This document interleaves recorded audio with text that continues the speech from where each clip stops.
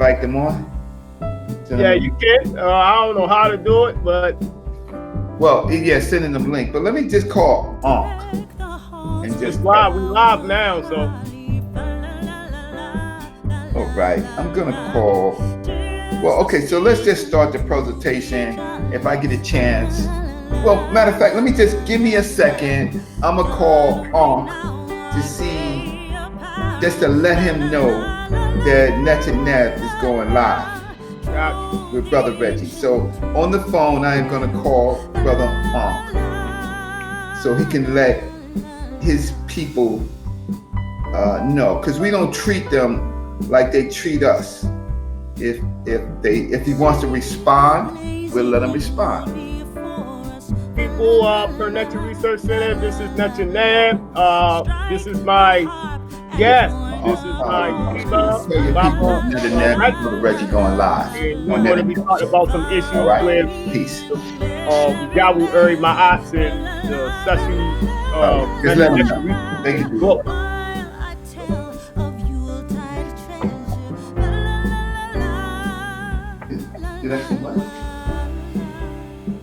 So per natural, we are building with Brother Reggie. All right, but let him know. And we're going to be talking about Wudjau's mistakes in his book pertaining to Kemet. Yes, sir. Yep. So I'm waiting for your permission to speak. You have my permission. Do the work. Let's get it done. Yes, per natural piece, this natural lab. We have my Brother Reggie in the building. We're going to be discussing some issues. So I'm going to share my screen just to make it concise.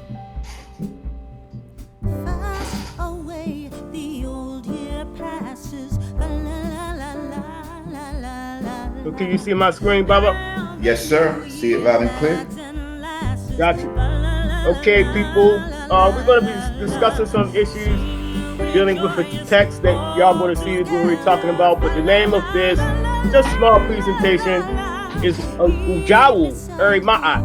Y'all know him as a someone who I guess teaches maybe nature, and they wrote a book. I saw him Hwt. People already know that I won the debate.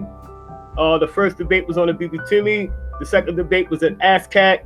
Brother Reggie and Dr. Mario B carried the second debate. Myself and Dr. Sati and other linguists carried the first debate of BB2Me. The first debate, all judges stated I won. The second debate, Dr. Mario B, which is a student of Dr. Obinga, stated that assault methodology is incorrect. So they published a book. And this is the book we're going to be talking about, page 53. The name of this is Wudjau Commits Intellectual Dishonesty and Possible Plagiarism in Their Publication. That's acceptable to me. That is acceptable to me. Yes, sir. So this is the text that we're going to be speaking about, which is Contributions to the Debate on the Meaning of the Place Name Kemet by the Shinzu Hebrew Research Team. So we're going to be having Brother Reggie chiming in whenever he feels like it. We're going to be discussing page 53 within this text. We already know this term Kemetio is Old Egyptian. So this is Kemetio being mistranslated as inhabitant of Athribis or Athribis. We do a critical review of page 53. 1, grammar. There are grammar issues pertaining to page 53. 2, chronology. There are chronology issues, which is major within this text. 3, academic dishonesty. We will be speaking about academic dishonesty. And 4, primary attestations. There is absolutely no source or direct primary attestations within any text corpus in the world. Within this text here, they also did not source any text dealing with Athribis existing period within this period where Kemetio existed. So let's go to the second. This is page 53 from this text, right? So he gives some very limited examples of grammar, right? But not for all of them. So we see in page 53, Kemet as a toponym. We see Wudjau Iry Maat, his name is here. This is his work. So you will have shit for field and shiti, which is a Nisbi adjective deriving from this term, field. And he has one relating to the field. Then he has farmer. So he acknowledges that there is two senses with Nisbis on the first one, right? We have Wut, message, and then we have Whuti is a Nisbi adjective as one relating to the message, and he acknowledges that there's two senses to this Nisbi adjective as messenger. So we have here is a problem here. You have settlement of Athribis, which is a later rendition. This came later in Egyptian history. And he is claiming that this derived this old Egyptian form, kmtjw, which he didn't even put the determinative that is within the primitive text. We're going to discuss that. But kmtjw is those relating to Kemet, and he have residents of Kemet. So he didn't acknowledge the two senses grammatically as he did with this one. What I mean by that is he have one relating to the message, and then he have messenger. That's two senses. And we're going to look at the grammar book. And then you have relating to Kemet, and then he has another form of the same one, residents of Kemet. So this is improper grammar and inaccurate grammar. Okay, Neb, slow down for a second. Okay, Yeah. So define a Nesba or its relationships. So one is a relationship to the place, and the other is a member of the place. Or why don't you do it for me?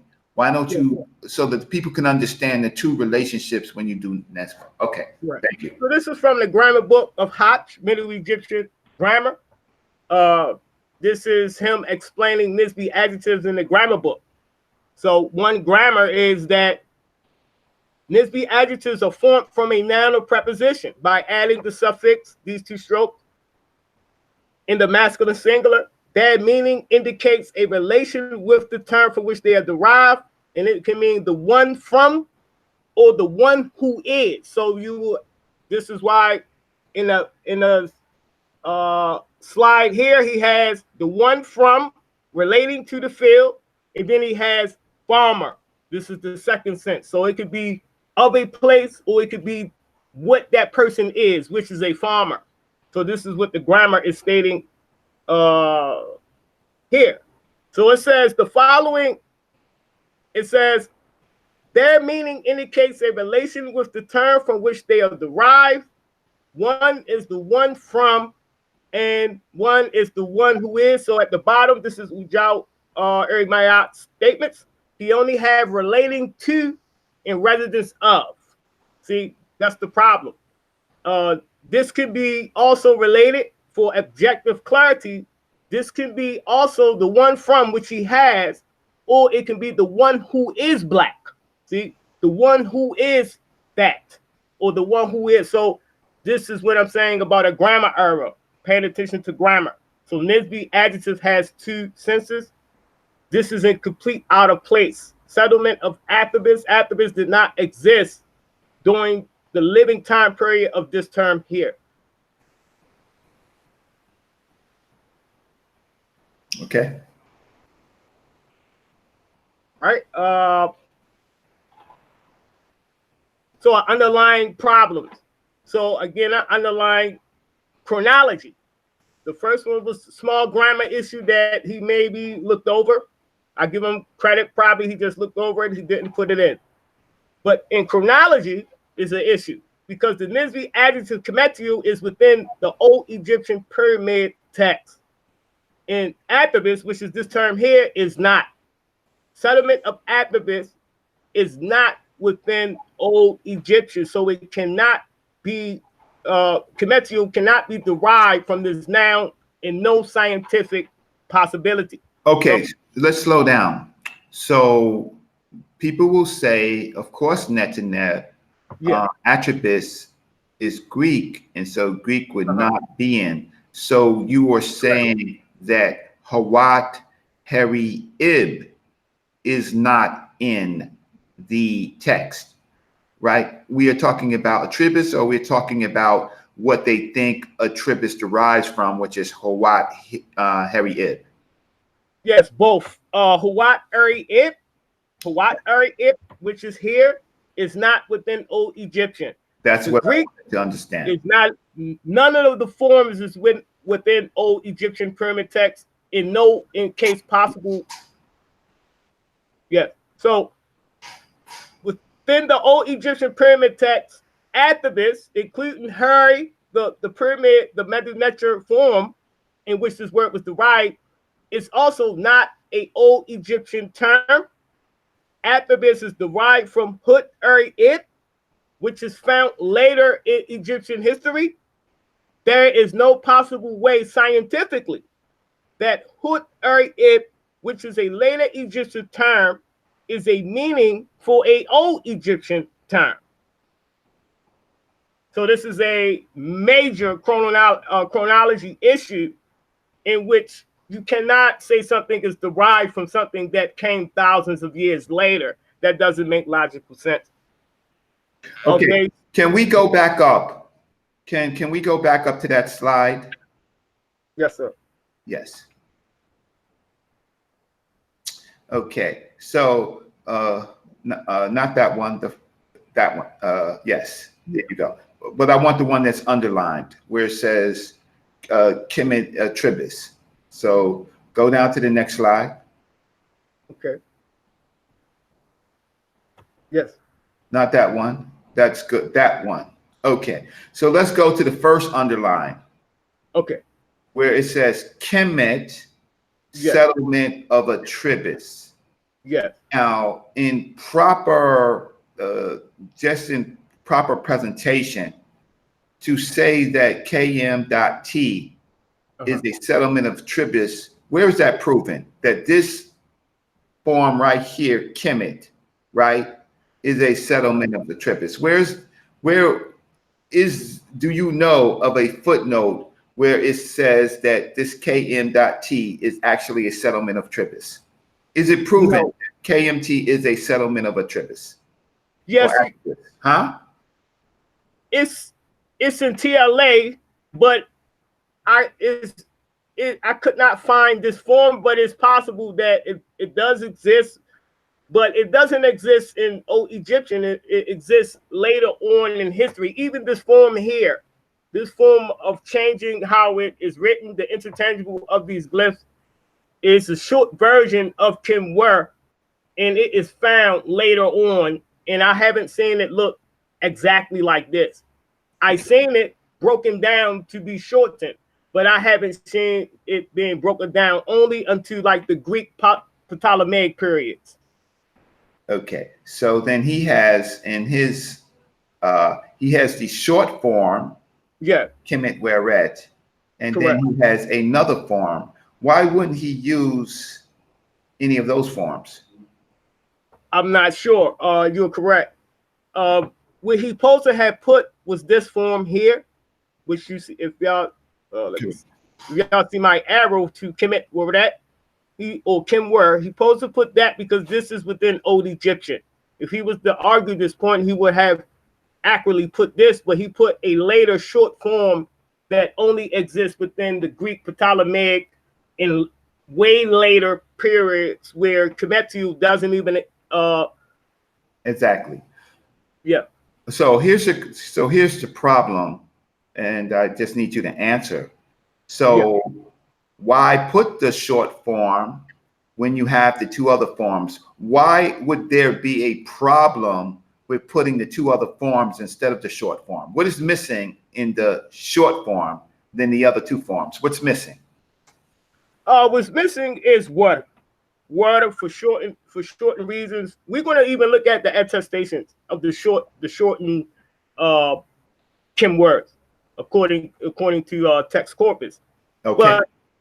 But here, what's missing is water for great And what's missing is the standard that it is normally seen on when shortened, and the cow is missing in itself. So black is missing. Wait, yeah, so in one of the forms, black is missing, or the great black or the very black is missing. yeah, And the other form, you have you also have the black missing and the cattle missing, right? correct. Or Kemp. So it seems to be arbitrary, or picking arguments at random by using the short form, which only appeared in a later form, than using the more original form that appeared in the beginning form. I mean, in the actual text. Am I correct? Yes, you are 100% accurate. And so, if the reader does not know this, and this is a kind of a short book, right?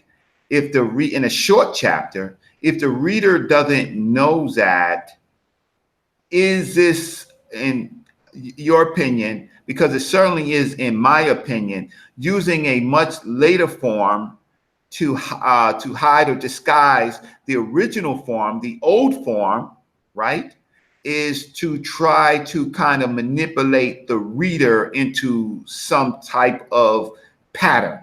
Correct. A pattern, right? Yeah. So I've seen this before in some European scholarship, but Europeans, they actually put it there thinking that we're not going to read it. In this case, the person just uses the short form instead of the form that he could not get in trouble with, which would be the original form that would appear in the older text when we're actually talking about possibly what Kemet may mean. Okay, I'm sorry to interrupt you. You're 100% accurate. This is why this is a chronology error. He used a short form that appeared way later, where he could have used the oldest form of Kemet work within the pyramid text during the same time period of this, and he could have put that, and then he could have put the accurate definition.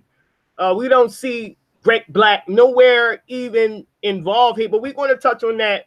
I have other slides that we're going to touch on, but you are 100% accurate. He even admits that this is a Greek term. So thus, for a Greek term with here, residents of Kemet, parentheses, Athribis. So he's committing academic dishonesty, meaning that he is purposely manipulating and being deceptive in his operations, grammatical operations. That is the problem that I had. I have that the problem is simple on page 53 in this text.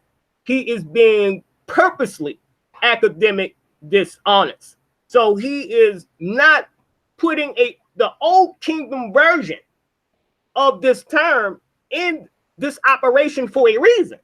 And the reason is, you already explained it, for trying to manipulate the audience or reader who doesn't even know about this type of information that well, into thinking that this is what it is, but it's not. This term cannot, scientifically impossible for the short form settlement of Athribis, which I have underlined, which is a feminine substantive, which is a feminine noun simply.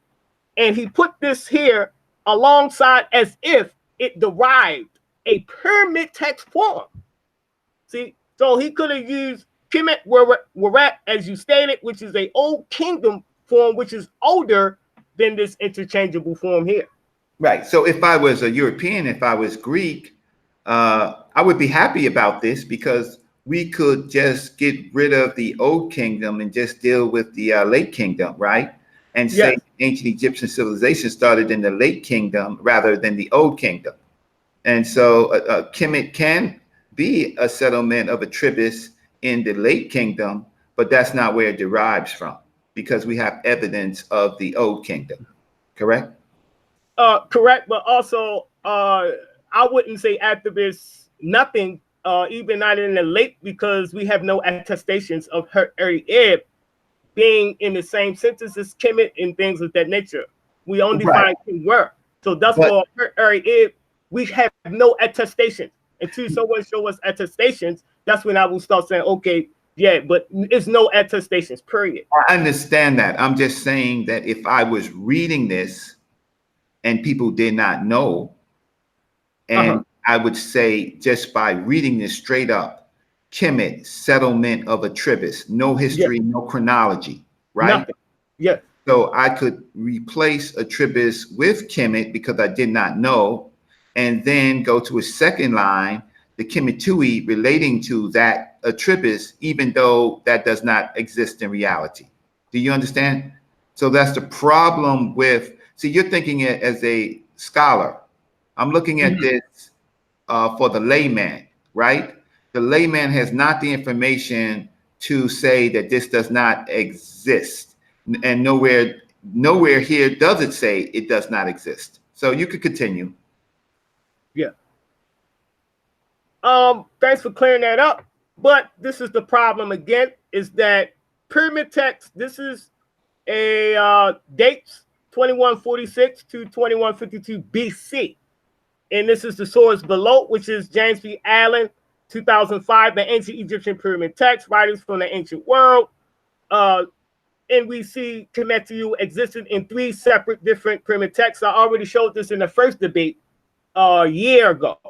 So we are back to this. So here you have kmtjw, right? Dates, source. We have reduplications of the actual stone inscription within the pyramid text. We have TLA, which he copied from.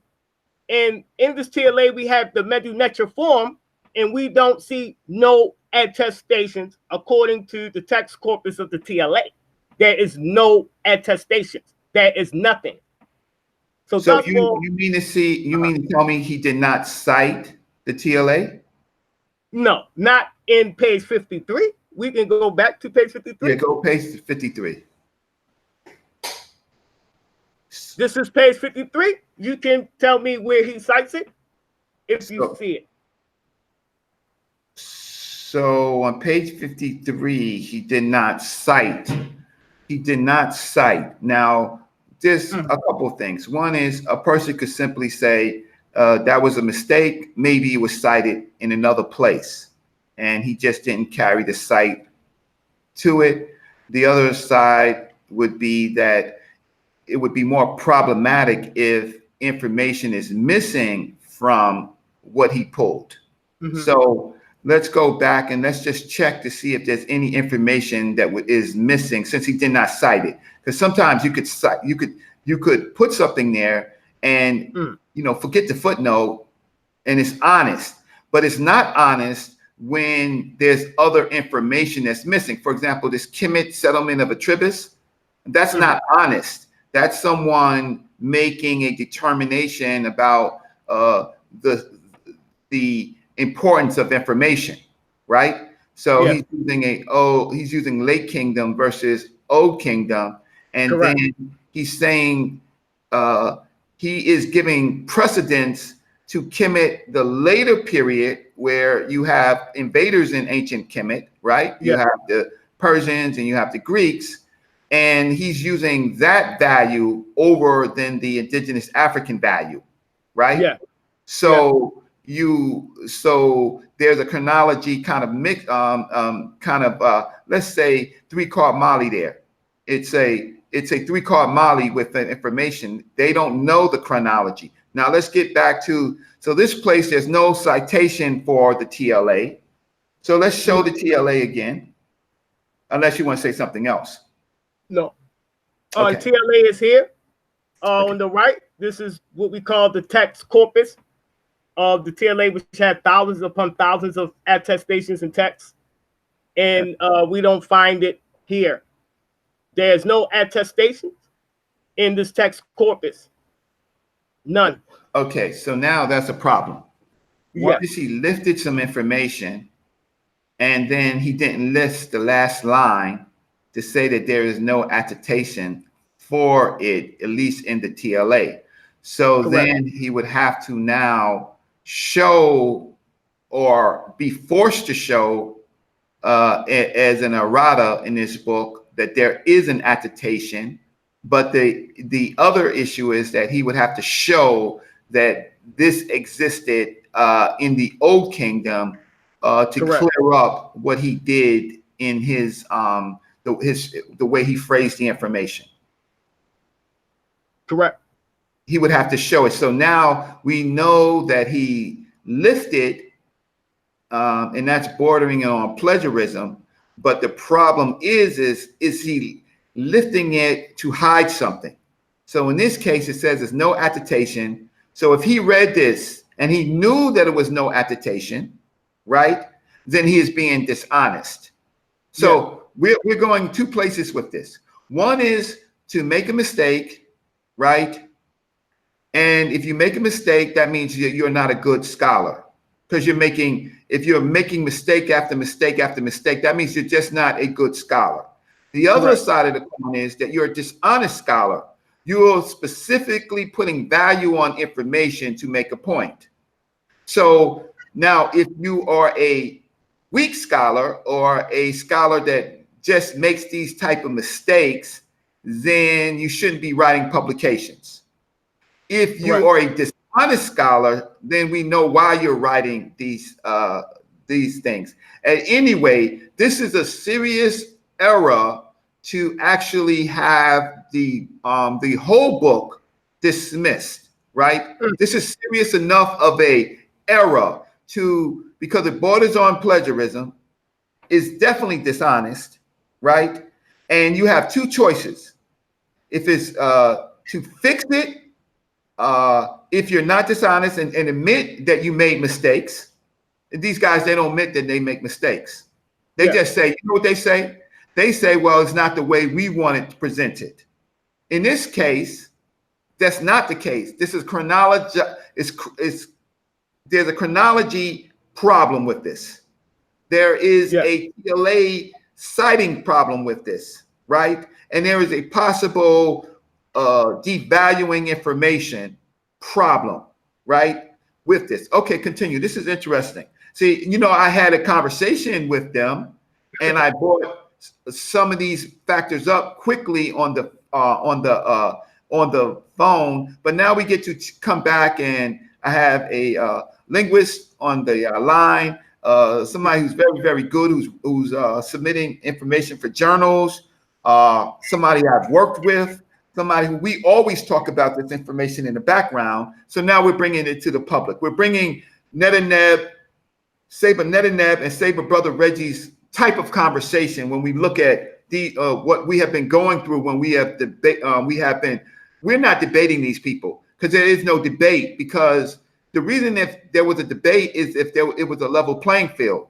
What we're trying to do is we end up arguing because we know what's the information, and they only show the information when they have to show the information, or they show our information and they try to manipulate it. So anyway, this is interesting. Let's continue. Petrie, we can add Petrie as well. According to Petrie 1908 archaeological evaluations, Athribis does not exist in the Old Kingdom. It would be impossible for Athribis to have derived an Old Egyptian term when Kemetu is thousands of years earlier in chronology. The source is Petrie 1908. Let me go to... Wait 1 second. Is anything in here that Petrie is saying directly? Yes, he says, from the late date of the tombs and temples and of all the town remains at Athribis, it appears that the city was not of early foundation. And he made that clear throughout his text. He even states within his text, the source, hold on, I'm sorry. He even states within the source that the earliest temples were in the Ptolemaic period. Okay, so this is Petrie 1908, Athribis. He is talking, right? Yes, I'm so I just want to make sure the readers know that Petrie is saying that, and Petrie is, when it comes to Eurocentric scholars who want to take Africa out of Africa, he is the best, but he's the best at what he does, right? Being evasive and dishonest. But in here, he's saying that Athribis is not of early foundation. but Correct. was probably of the state or Potomac successor of an older city in the plain. So there was an older city of the plain in the plain, and this city Athribis later, but this is much late. This is late Egyptian, Yes. right? So when we're talking about origins of the word Kemet, we should not be talking about a period later than 10th, 11th, and 12th dynasty. Am I correct? Correct. It should be already, it should be manicured. It should be, there should be a chronology order as far as the information. You can't take late period information and then make it appear in Old Kingdom information and try to act as if one place was always there, right? That's Right. religious. That's what religious people do, right? God was always there. Jesus was already there, right? Jesus was there in the beginning of the time, right? This is religious. This is not scholarship. This is interesting. Continue, Net. We could go to the British School of Archaeology is where Petrie done these excavations with, and the name of his title is Athribis. This is the actual text of Flinders Petrie, and within this text, he breaks it down where it originated from, where it was excavated at, why they call it Athribis, and all types of information is in this text. So people get this text. All right. Sorry about that. All right. Now, just for the record, this is the oldest attestation of the Kem glyph, meaning black, and even before Kemwer, even before Kemetu, which is already Old Kingdom, is already old. But this is Africans of the Nile Valley describing themselves as black. This is the actual inscription, reduplication of Hwt Iry Maat. This is the TLA, transliteration. And translation is the expedition member and overseer of the Sergeant Sabi, the black man. So they were calling themselves black and saying they were black men and black man even before Kemwer existed, even before the term Kemetu existed. Okay, so let's go back because people may not understand why you are actually saying that. The reason, let's go back to this slide before this. We have to go back to page 53. Okay. Okay. Because we can't jump from Athribis, right? Okay. So the issue is the author seems to be saying that his Kemet and his Kemetui has nothing to do with black, because nowhere in this whole sentence is black. So the Kem glyph, the I6 glyph, right, it seems that he is trying to make it mean something else, not even relating to black. So even go back to page 53. So when he's doing the short form and the long form, I mean, he's doing the two versions of the long form, right? Clearly, it says black, Kemet, Weret, right? So we know that we are talking about black, and we're talking about the great. And since we have the determinative, we know that we're talking about we're talking about bulls or cattle, right? So what I'm trying to say is that when you go further to where we were before, and you go and you start talking about Sabi the black, it's what you're making point is that they're being dishonest because they see the Kem glyph there, but they're magically making it not have a value of blackness, even though we're talking about the black bulls and the great black and even Osir, right? The great black one or the very black one. All of a sudden, Kem disappears. This is what's making this dishonest when people read information like this, because there was nothing in that sentence that said anything with the word, gave a value to black or great black. Okay, so Yes. when you show sabi, what you're doing is you're helping me understand that Kim glyph relates to black again. Is that what you're doing? Yes.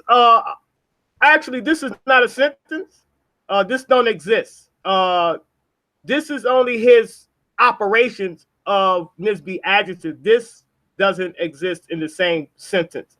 This term here doesn't exist ever in the history. We're going to go to the pyramid text. Okay. This is the pyramid text with the term kmtjw. This is the term kmtjw. This is the three pyramid texts.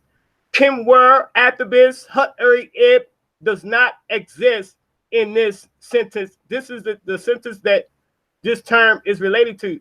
Also, in pyramid text, Kim glyph only means black. There is no other definitions in the pyramid text for Kim. The only definition in the pyramid text for Kim is black. So the point of showing that is that in chronology, he's violating chronology. Thus, for in this same period, which is the old kingdom, the old Egyptian, the people of the Nile Valley was describing themselves already before even this pyramid text exists. Even before this came into existence, we were already describing ourselves as black with the primary adjective, which is seen here clearly.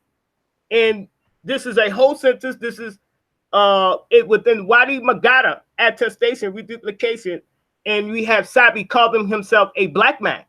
See, so this is the reason for chronology, is that within that same old Egyptian time period, we was already calling ourselves black, and we only used black to describe ourselves, no other color. Okay. Okay. So Academic my problem is to the audience, and the reason why I initially had the conversation on page 53 and why I now am talking to Nechanev is that the writers of this book, to make their point as to what kmtjw is, took out the value of black, and yes, then they did not footnote it. And so, and we know that they don't believe that Kemet has anything to do with black, except for it being what they call a riparian land. And we'll talk about that later. Okay. Yeah. This is academic dishonesty. This is the third violation. Wudjau would then copy and paste directly from the TLA in the same source style as TLA and take their source directly. TLA admits that it is no source for Athribis in its text corpus, but Wudjau did not put it in page 53. So he made three violations. Wudjau copies and pastes the exact source style. As we see this box in red, this is page 53 from Wudjau Iry Maat. You see it is exactly like the source style in the TLA text corpus. Exactly. He didn't even change it up. Nothing. He just highlighted, copy and paste for speed, and put it in as if he's doing original research. And then he doesn't cite in the text corpus where it states TLA stated themselves that they said there's no attestations for this in there. So Wudjau copies and pastes. Wudjau does not put Athribis. It's not attested from the same database in which he copied and pasted its source. And then Wudjau does not mention TLA at all. So it's problems there. Okay, so let me tell you what happens in the university now in college for students. Since this is the age of computers, basically when you submit your paper, particularly your midterm and your final papers, the professors, they have access to a kind of a program where they run your paper through. And if your paper is run through and things like this come out, the professor can do one or two things. The professor can give you back he can give you a low grade for making the mistake of not citing it. Two, if they like you, they could tell you to rewrite it and cite it. 3, they could fail you on the spot. So if you were a bachelor's, they may do, they may ask you to rewrite it or give you a low grade. They possibly could fail you on the spot. Certainly, if you are African, they'll fail you on the spot. That's just how they are. And you don't have an African professor. And even some African professors will fail you on the spot. But if you were in a master's program, a PhD program, you would fail the paper. You would be out of the you would be out of the course. So putting this in a publication this way is very, very problematic because this is not a bachelor's. This is how can I say? They're outside of the intellectual environment, and so they're passing this off as a legitimate piece of academic work. But again, if you were in a bachelor's program, those 3 things will happen. If you was in a master's program and this was your final paper, you would get an F. You would fail. But there's another problem with this, and that goes to academic dishonesty, because I'm trying to figure out if he's doing this on purpose. And if he's doing this on purpose, then that is problematic. So let's go ahead. We're going to take a closer look at what he stole. It says this is TLA source for Athribis. TLA admitted that they have no attestations of this term. This is TLA's writing style of them sourcing their work within this text corpus. This is Wudjau writings below. In the new Kemet book they have, notice that Wudjau on page 53 literally copies and pastes the exact style. Exactly word for word, directly from the TLA, but he does not even mention that the TLA has no attestation. He does not mention this come from the TLA, nothing. Okay. So, like I said, it's just now the value of the professor or the people reviewing the document to put a value judgment. Is a person a poor scholar, made a mistake, purposely doing this, right? Or trying to pass it off as his own work. So it's just those things, and none of those things are positive. So if you're a poor scholar, you have to eat that. If you purposely doing that, well, I'm pretty sure he's purposely making a point, but let's just continue. But not footnoting it is a problem. So let's just continue.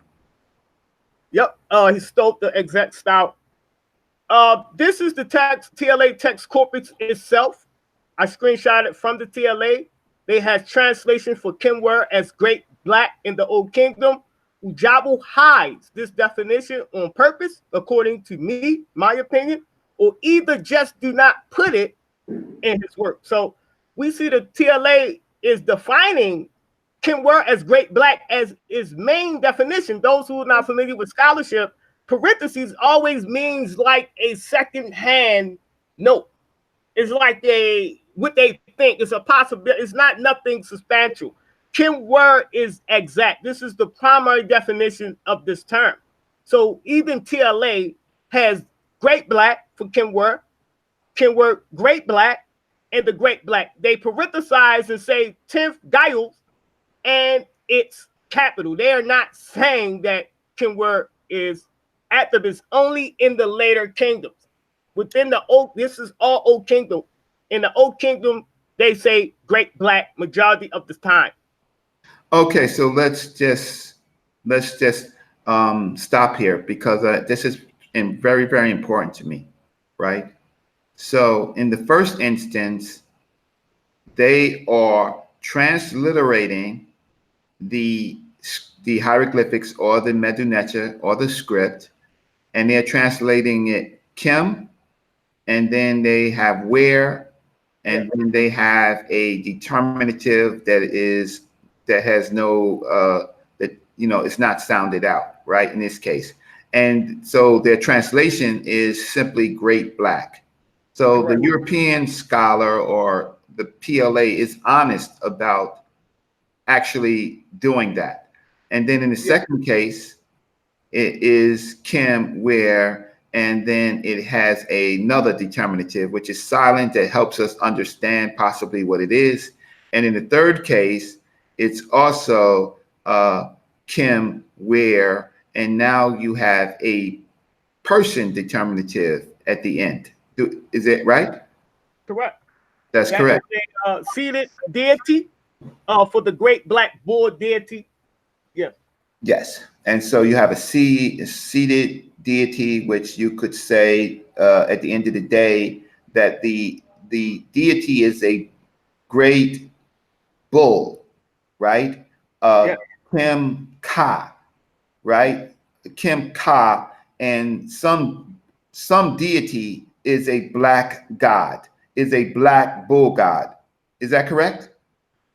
In this case, this is referring to Asar as a great black bull deity, and these two are determinatives. So we are just be pronouncing Kim were, and the bull, like as you was always saying, that has personification associations with black deities as well as black people, and this proves it without a shadow of a doubt in the Old Kingdom. Now this is in the TLA, these three definitions. So these three definitions show basically just the bull, the great bull title, or what they say, an area, right? They show some land. That's the first case. Yeah. The second case is a hydronym, a lake. They're talking about a lake in a particular area, right? Correct. And in the third case, they're actually talking about a god. So in all these cases, these are significant things. Black is significant in three things, and especially in the third case where a human being is talking about the color of his god. Is he talking about the color of his god here? Yes, within all of the attestations, we're going to even view some of the attestations. In the oldest attestation, they are literally speaking about Asar. They are literally calling Aset the Great Black. They are calling Asar the Great Black. They are even calling kings Great Black. I mean, this was being used within the Old Kingdom frequently. Okay, so if this is this significant, and this is very, very, very significant point, right? If a man is calling it a place, right, a lake, a water mass, a land, right, a water mass, and a god, black, why would they leave this significant point out? Who would do that? Let's just continue. This is interesting. A land, because they want to say it's riparian, but here it is definitely a place, a nome, a sapat, right? A sapat, a lake or a water mass, and a god, and they're all black, but Kemet in their form has nothing to do with black. Right. Okay, let's just continue. So I just do comparative analysis. This is the top. TLA is at the top. They cite their sources. They have hundreds of Old Kingdom artifacts, inscriptions. We see the green arrow pointing to Wudjau Iry Maat, page 53. And we don't see not one time he uses Great Black. He literally purposely avoids putting it from the same database he copy and paste from. See, that's my problem, is that you're taking a source from a database and then you're not putting what the database is saying. You're just copying and pasting and leaving out the most important thing, which is word means great black, period, within this Old Kingdom, period. Even the TLA says it. So he doesn't even bother to put it down, because how many people in our community has access to text corpuses? I mean, so he knows this purposely. They ain't going to look for it. They ain't going to say nothing for it. They're not going to fucking listen to Netranat anyway. So here we find it in his page 53. He doesn't put it in not one time. I don't see the correct Now, And this I have another problem, and maybe you'll cover it. But all of a sudden, in this case, they could use Greek and Coptic. So this is really interesting that they could actually use Coptic in this case, and this Coptic is the Coptic form of Athribis, right? But they forget, or Hwt Iry, but they never use the Coptic form for black. So, do you understand what I'm saying? Yes. It's all right to use Coptic for a particular place in when it fits them, but when it doesn't fit them, they don't use Kemi, Kome. They don't use any of the Coptic that apply to black. So they miss out the black land, right? The land, or that nome, not the land, but the nome being black, the lake being black, a man and woman's God being black, right? And then they dare to use Coptic or use someone else's Coptic, because at least the European scholars are more honest than the people that we're dealing with right now.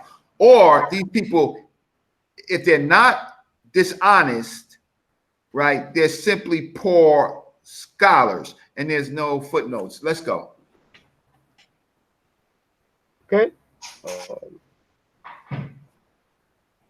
I would like to go back. No, I'm good. Conclusion: grammar, Nisbe adjective has two senses. He applied it to other Nisbe adjective, but he didn't apply it to kmtjw. I don't know why. He just said one type of sense. Chronology. The Nisbe adjective kmtjw is within Old Egyptian pyramid text, and Athribis is not a Old Egyptian term. Athribis is derived from Hwt Iry, which is found later in Egyptian history. There is no possible way scientifically that Hwt Iry, which is a later Egyptian term, is a meaning for an Old Egyptian term. To mention the Old Egyptians was calling themselves black before even can were, as we already said, during the reign of Kari. And these are grammatical, where the primary adjective, you have Kim following Sabi in that time period. Okay. Academic dishonesty. Okay. Purposely. Go ahead. I want to show you before you conclude on that. I want to bring in his conclusion to that chapter. Can I bring that in and show you? Yes, please. Okay. So let's, because just right there, it's just hard to see academic dishonesty. So let me just see if I can share a screen, because I need to bring in his conclusion. So let's just see if I can have. Let me just see. I'm looking for. Okay, why is this not up? Let's just see. Oh, my photos is up. 1 second. Yeah, I got it. And then I'm trying to share it. So let's just give me a second. I don't know why this happens like this in Google, where I have the window open, but I can't, it's not showing it. Let me just see, share. Okay, well, first let me start here. Can you see my screen? Yes, sir. Okay, first thing I want to do is, okay, so this is their book. This is their book. So I'm not violating any copyright or anything like that. This is from Amazon. They are selling their book. This is a problem right here, because they're always talking about toponyms, and all they do is put Kemet on top of 3 pieces of land, and we're only really only talking about ancient Kemet. So we really should only be talking about the river systems and titularies inside Kemet, but we have parts of the Red Sea, how can I say, we have the outside the Delta region, we have the Levant, and we have Asia. That's really interesting. But I'm going to show you a major problem. Now, these people have touted to us that they're experts in grammar. Yes? Yes, that's what they say. So. that they know grammar. We don't know grammar, right? And they are experts, correct? And they also say that we have reading comprehension, or they've said that to me. Yeah. And they say, well, Brother Reggie's 30 years don't mean nothing because I wasn't studying specifically Kemet for 30 years, but he was studying 20 years, Kemet for 20 years. You've heard him say that, right? Correct. Okay, great. So the issue is, why was he studying Kemet 20 years ago? And why was I studying Kemet 30 years ago, 30 something years ago, or studying African civilization? The problem is that I was involved in an organization, a professional organization 30 something years ago. And 20 years ago, he was probably, seemed like an entrepreneur, publisher, or something like that. But I don't know any associations that he was involved in. But nevertheless, so it's a contribution to the debate on the meaning of the place name Kemet. You got that? Yes. Okay, great. So about the authors, we got 3 prominent authors here. They're making themselves prominent, but these are not real names. I don't know if any of them are really real names. Maybe Asar might have put his real name in, but I don't see any real names, right? So that's interesting because when you put in pen names, people don't know who you really are, right? Now let me just see. I'm just trying to check. Yeah, so that means your employer can't research you, or other people can't research you because you're using a pen name, right? Yeah. But this is a publication. I wouldn't mind, but this is a publication. Bobby, your screen not sharing. I mean, not sharing, but it's not changing, or you still on this part? Did it change now? No, sir. Okay, so I'm gonna stop sharing and I'm gonna share it again. Got you. Wait 1 second. Yeah. Screen share. Screen share. Okay. Okay. Application window. That's Google Hangout. Application window. Okay. Sorry. Stop sharing. This is so strange. Okay, so let me bring it up again. Okay.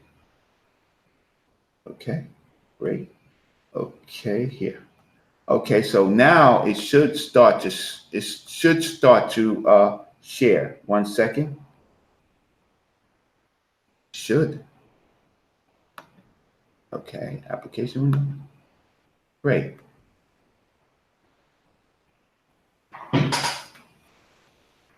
Okay, yeah. Can you see my screen?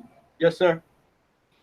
Okay, this is actually the first page of their book.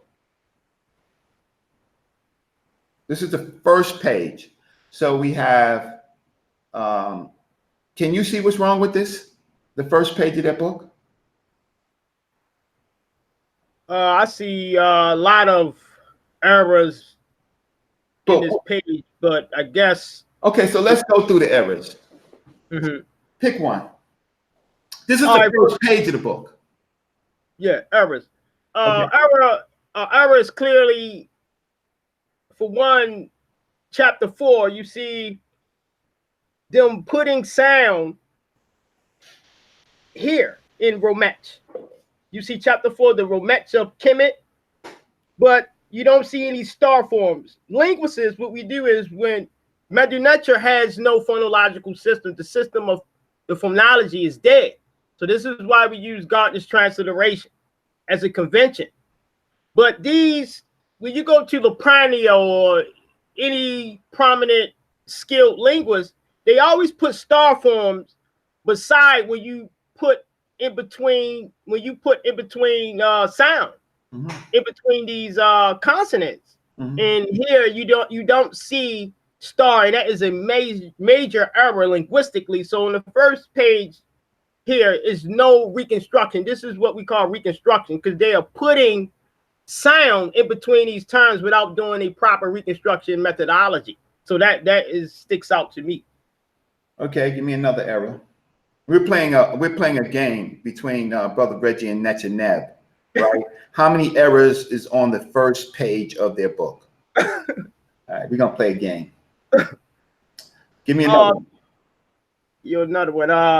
That's what I can see. Okay. That's major now. Okay, so you did one. Let me do one. How about that, Brother Neb? You did one. Can I go? Go. Okay. The main reason why this book would be pulled off the market is because, you know, they don't seem to have a whole lot of vocabulary skills or lots of vocabularies, even though when they talk, they sound smart. They actually use preliminary twice. Oh, misspelled. Wow. Wait, so they misspelled the first chapter in the book. Which preliminary is right? The first one or chapter 4? Huh? Which one's right? Well, chapter 4 should be right. So chapter 4 is correct with the Ramesh manipulated, right? Correct. And not with the asterisk. Yes. But chapter 1 is wrong. Completely. Right? Now, this is the first chapter, name of the first chapter of the book. Who could give this to their 15-year-old son or daughter with the first chapter misspelled? I'm a parent and I'm telling my child to read this. Or I'm a professor trying to give this book to my students. Or I am debating a European and the table of contents is wrong. How valuable is this? Okay, so this is microwaving a document. Now, let's just add on something else you say. You said chapter 4, you looked at the asterisk and you see that Ramesh is reconstructed and you complained about that. Yes. But then on the third line, there's an inconsistency where there is Kim. Now it's just the sound values, right? But then chapter 2, you have Kemet spelled out. So which Kim is it? Is the Kemet the same on chapter 2, page 45, as the, are they related? This Kemet and Kim? Are they related? Well, you know, if Assault was here and Assault seen this, you know what he would do? He would do historical comparative linguistics to see if the two Kims are the same because of the inconsistency. Impossible. He would want to know if those two Kims are the same or not. And the third one, yeah. So 2 of them are spelled, sounded out, and 1 of them. Now, I'm not being petty, Neb. I'm not being petty. I'm telling you why you couldn't put this book in the academic format, just on the first page. You cannot. Right? You certainly cannot do it. You cannot put this book in front of any linguist on the first page. Could you? Impossible. I'm doing work with a professor of linguistics, Dr. Sati for Ghana Journal of Linguistics, and he would not accept, because journals accept, people don't know that journals accept books as well.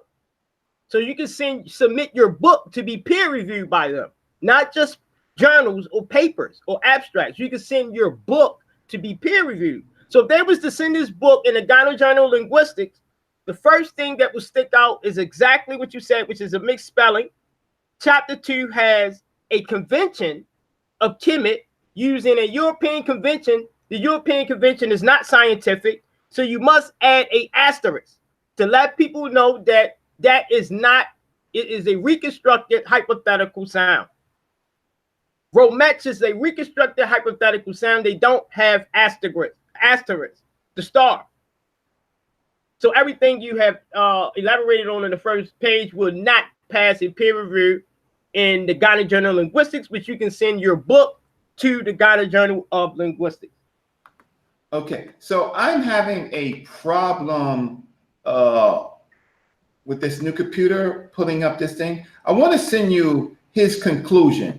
So if I could send you his conclusion, can you put it up? Yes, sir. All right, so I'm gonna just send you his, I'm gonna stop sharing. Okay, good, okay, good, okay. So I'm going to send you, this is gonna compose, I'm gonna send you his conclusion. So right there, because they cannot spell preliminary, right? Then they have a the book can just be it could just be pulled just on that. Let me just see. Give me okay. I have my main computer crashed, and so this is my major problem right here. So let me just see, share, if I can share this to share. Okay, let me just see, copy file. Okay, mail. Yeah, so, okay. So it's not gonna let me share it. Let me see if I can save it. Oh, okay, 1 second. It says photos 201. Okay, it's in it seems to be in a photo file. So let's just see this. Let's see since. Just hang with me. And while you're waiting for me, what are some of your other comments about, just dealing with these people? I mean, do they act as scholars? What happens when they're wrong? Do they ever change? Why don't you just continue talking about some of your experiences about them, and let people know what's going on where, with your submission to the Ghana Journal and stuff like that. Cool. Let me pull up. I'm going to pull up the Ankh online. Well, we both were. Me and Asar were both invited to present our papers at the Ankh Online Journal, our argument. And if comes to find out, he never submitted. He instead wrote a book in which Dr. Mario Beatty already stated that his methodology was inaccurate, but he still continued to publish a book. So we're going to talk about Ankh Online. He sent out work. It's called Establishing Phonetic Regularity. Let's see.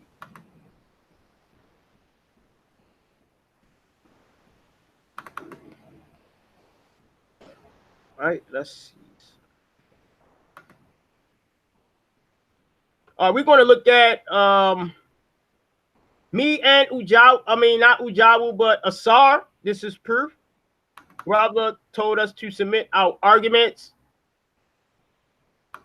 at Ankh Online, a journal, a scientific journal where some of the best linguists in the world are at. And as you see, my screen share for the people is that I was sent this message. It says, Hotep brother, here's the same message. Just sent to Asar by my brother, son Jada. I send this to you for you to do the same thing. The debate between you and him will be published in the Ankh Review. In order to send your article, they give address. And both of us was told to submit our article, and I'm about to show y'all when we submitted our article and they received it.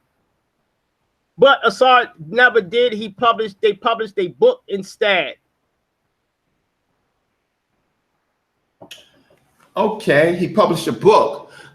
The book that he published instead, the first page, preliminary spelled wrong. Second, he does a reconstruction, or they do a reconstruction of Ramesh. 3, they have some disagreements as to which how they want to write Kim and Kemet, right?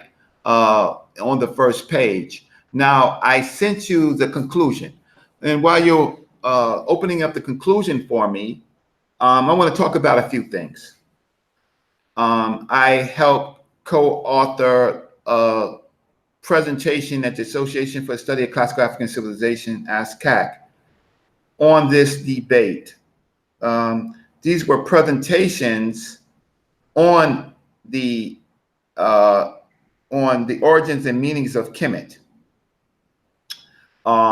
Asar claims that his presentation was on methodology. My presentation was on the origin and meanings, the potential, the possibilities of the origins of the eventual place name Kemet having much to do with the cattle cults, the sacred black cattle. And Dr. Mario Beatty's presentation was basically also, he was pretty much the chair of the panel, and he had his own presentation. And in that presentation, he had a chance to hear my presentation. He had a chance to hear Asar's Imhotep's presentation.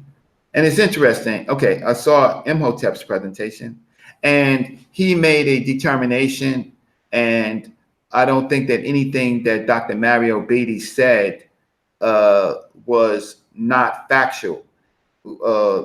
He put Ogden Golet in context. He worked with Ogden Golet, so he just don't quote his work. Ogden Golet is, how can I say, an aging professor, but he was not really valued in the department as much as people would want to say. So they use this group that wrote this book. They use Ogden Golet as if he is a direct expert of the period in which the word place name Kemet came into being. But it's interesting that we see specifically that Kemet comes in two literary pieces as far as the place name, one being The Eloquent Peasant, Kanun Anoop, and the other being the instructions of Keti to Merikari. And so we see place names of Kemet coming into being at that particular time. We don't need to refer to Ogden Golet when we actually have primaries that we can look at. So today, Netaneb, you can go and look at a primary, and you just need to know where that primary was found, what time period that primary said, and then what that primary says to make a determination. You don't use European scholars, you use their primaries. Can you hear me? Yes, I hear you. Am I correct? So, so the nature of the work is to use primaries. I have heard you many times ask them for the primaries in ancient Egypt that make their case that it's a riparian land. There were some call outs that you had. That's one of them.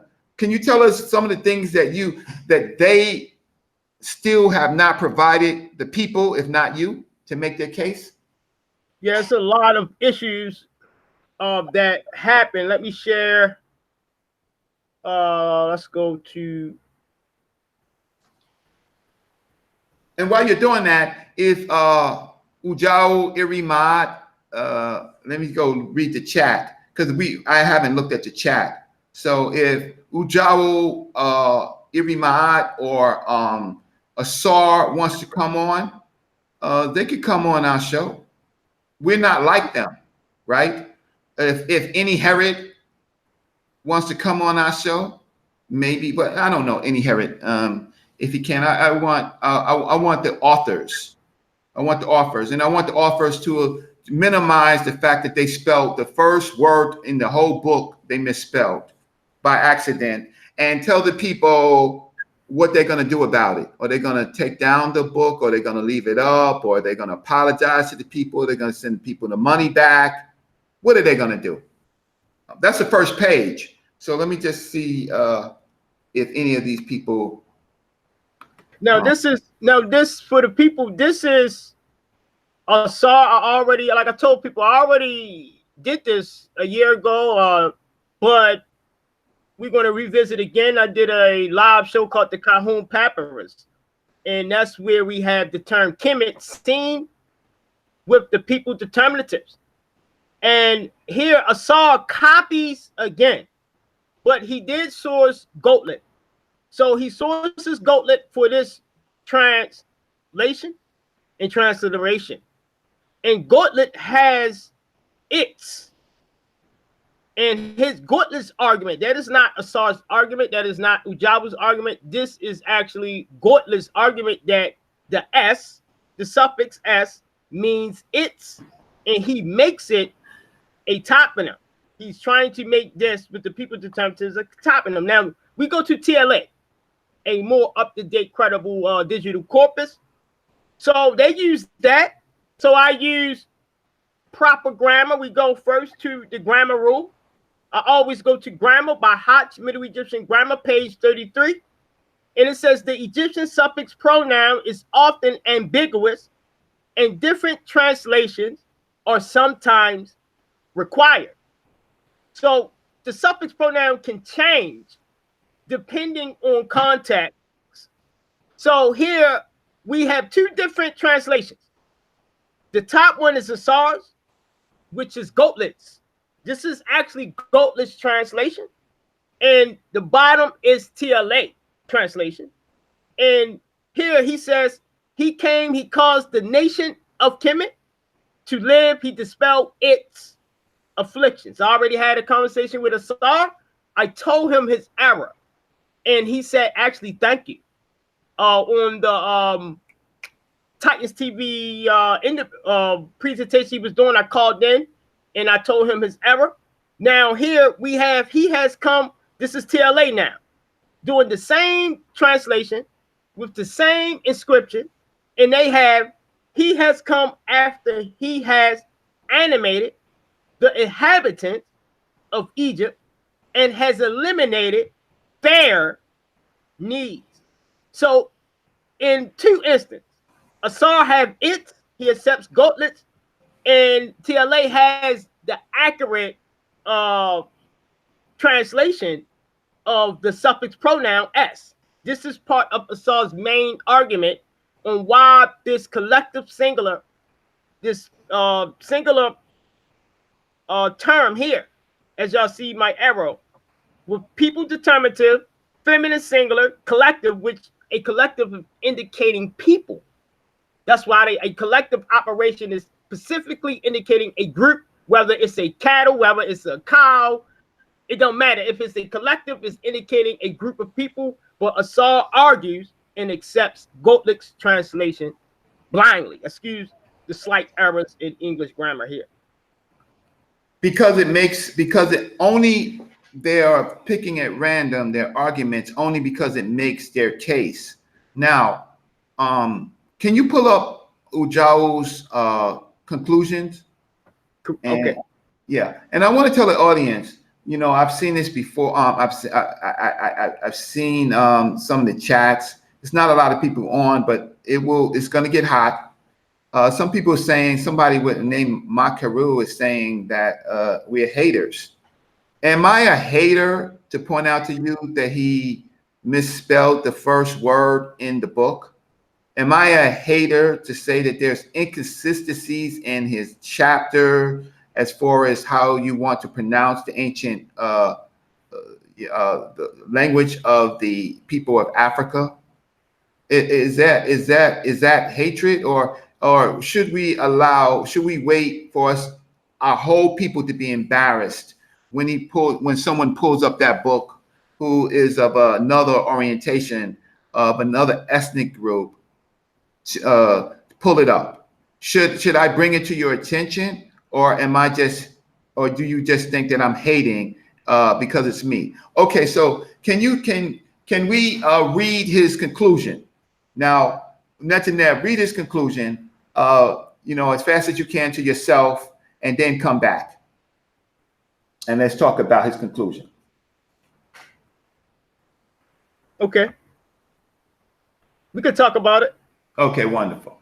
So, of course, earlier in the book, they had their three hypotheses, but he attacks the second hypothesis that Kemet, the short form now, referring to Black people. It's just, first of all, let's just make sure he can write, comma, we understand the name of the ancient kingdom of Egypt as Kemet is a toponym, comma, which refers to a place and location and not people. I don't know if that's a sentence. I just don't know if that is a sentence in itself, right? But this is his conclusion. This effectively rules out the possibility of the place name Kemet referring to Black people, right? But it does not rule out Kem referring to Black at all, because he ruled that out by using the short form instead of the long form, right? But he ruled that out, but he's saying that Kemet is a toponym which refers to places and locations and not people. This effectively rules out the possibility of the place name Kemet referring to Black people, but the TLA says the Black Nome, the Black Water or Lake, and the Black God. Isn't God a deified people? Yes or no? Netanyahu. Yeah. Is God a deified person? Yeah, it's a personification of a deity, Asar, who was the great. Asar is a Black person. Yes, personification, yes. And the Africans of this place are Black people. But nevertheless, he says that Kemet referring to Black people is ruled out, but we know the TLA, which he left out, refers to a Black God, a personification of a people, of a person. Now he says names referring to groups of people and not places are called ethonyms, be they ethonymic or exonymic. Okay, I'll leave that sentence alone. When referring to themselves, comma, the ancient Egyptians called themselves by the esonym Remetz. So now he does some, he sounds it out. And then he says, without a comma or anything, the people, period. So there's no comma in between Remesh, the people, period. To express their relationship with the kingdom of Kemet or their nationhood, the ancient Egyptians, the Greek form, used the genitive phrase Remet ni Kemet. Remesh ni Kemet. Okay, so now there's a quote, there's a single quote, there's no comma or there's no dash. There is a big quote, the people of Kemet, and then he uses Sinuhe, I guess, Sinuhe, Sinahat, which is also preserved in Sahidic Coptic as whatever that is, full stop, period. Synonyms are used to express a relationship with a place or location, as in a place or origin of a residence. In Egyptian, comma, this is formed using relational adjectives, also known as nesbis, which in this case of this form of Kemet would be rendered in a variation of kmtjw or kmtju, the inhabitants of Athribis or Athribis. Is that spelled right? No, it's this. I'm gonna use my pen. This is spelled incorrectly here. So he tries to make his big case, drum roll, and he quotes the inhabitants of Athribis. Where's he quoting from, by the way? Somebody else made the mistake? Because it's footnoted. Otherwise, he made the mistake. Concerning hypothesis 1, Kemet referring to Black land, comma, we come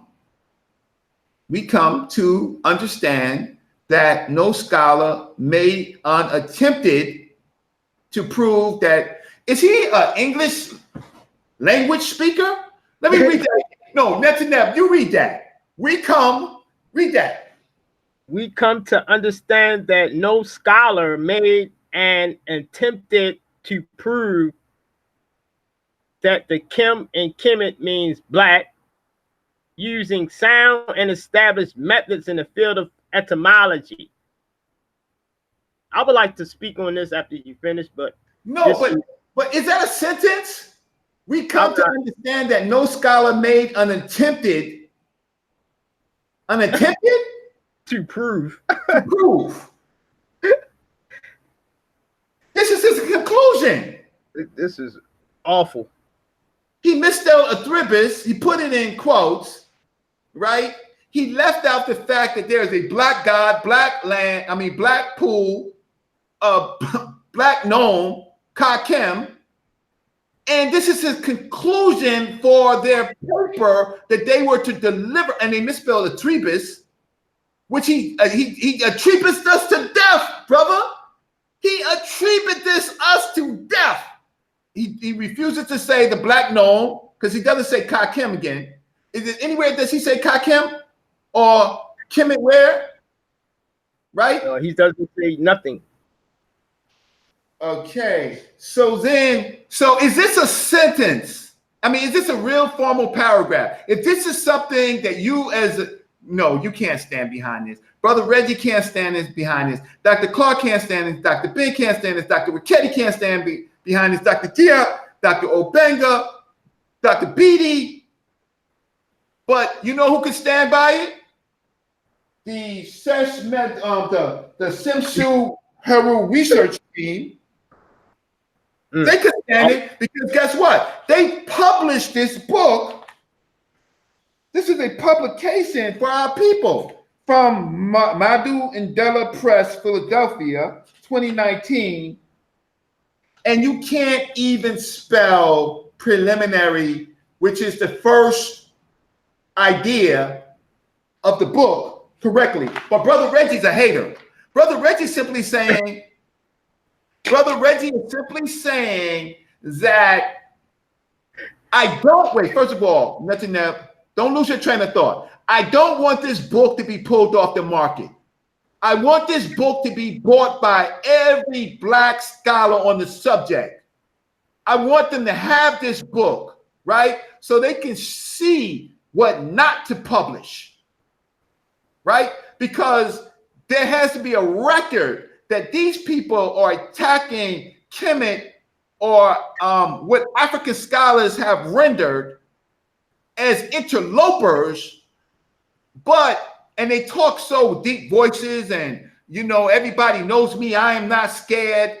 I'm going to tell you all, you're not going to sleep tonight because you know that your book is on the market.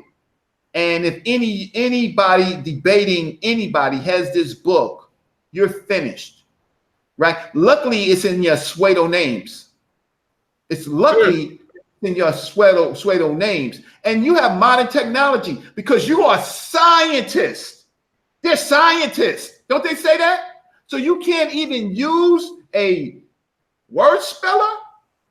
Certainly Athribis would have been picked up. And if you use any grammar tool in any of those grammar programs, that sentence, Kemet referring to black land, we come to understand that no scholar even attempted to prove that Kemet ain't nothing. Now, man, I can't wait till your work get published and some of the most severest and tightest work, Uncle Online, Ghana Journal, right? Because guess what? If you would have brought this to ASCAC, we would have belly laughed you out. And guess what? You're not going to be able to sleep. But I'm a hater. Because I'm bringing it up to our people that this is not even 8th grade work. I'm saying that you cannot submit it to any college professor. 8th grade. You can't even submit it to a second language speaker. But you want to talk about, you want to attack me, Brother Reggie. 30 years working with an association, working with some of the best, and saying, you haven't even thought about this. until recently. I had many ideas, but this is Netanyahu's debate. This is Netanyahu's work. Netanyahu asked me because Dr. Ricchetti Amin Jones told Netanyahu that maybe he should inquire to see if I was busy and if I could help in some capacity, right? And that's how I got involved in this debate of Kemet with Netanyahu. But right now I'm finishing it. This, unfortunately, this video is going to every Hebrew. It is going to every Moor. It is going to every Nuwabian. It is going to every Christian. It is going to, who did I leave out? It is going to every European that's watching it, every European hater. This book is burning up tonight. Right? It's done. Even you got to be worried that people on Amazon may pull the book because of the errors. You're done. You're done. It has nothing to do with friendship. It has nothing to do with personal. I'm not talking about you personally. I'm talking about your work. Since you bought this, you said to ASCAC. You're done. Next, Netanyahu, go ahead. Yes, it's a lot of errors. His conclusion is, first of all, this is a lie. This is a lie. This is not what we're debating. This is a total different term. This is not a collective operation here. This is not a collective. Just want people to know that. We are arguing the collective term Kemet and kmtjw. That's what we are arguing. This is not what we are arguing. This is not even a collective operation. All right. So I'm going to show y'all what actually we are arguing. And this was in let me add it here. This is in Imhotep's work. Imhotep stated this himself. So he Wudjau is putting a totally different term, is arguing. I've been telling people this, and we already made this known at a BB on a linguistic. BB is a linguistic platform. So this, let's get this clear. I just want to clear this. This is very important.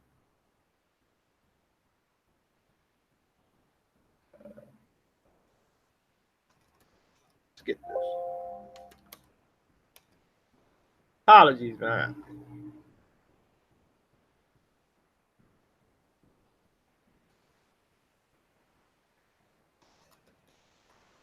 Here in this is a problem. We are not, no one is arguing that this means black people. Who the hell is arguing that this term here means black people? Imhotep put in his own work what we are arguing. We are arguing Imhotep's work. That's why he only referenced Imhotep at the bottom of his conclusion. He's getting everything from Imhotep. We are arguing Imhotep.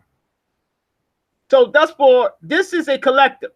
This term here is a collective. Brother Reggie showed where we even can compare this collective with a whole nother collective. We could compare this with another whole collective with the same grammatical operation. So we only are arguing this. This is a collective, feminine, singular collective. This is not even a collective. So this conclusion is already invalid to me. This is a toponym. Kemet is a toponym. In some cases, it is. No one's arguing that. We are arguing this form. This is the form we are arguing. We are arguing the people determinatives. We're arguing the feminine singular operation. We're arguing the biliteral kim in the abstract plurality form. This is what we are comparing, arguing. See? Just want to clear that up.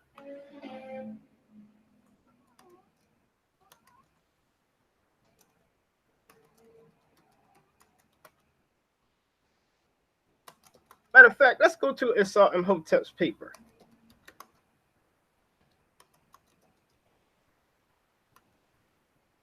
Let's go to his paper.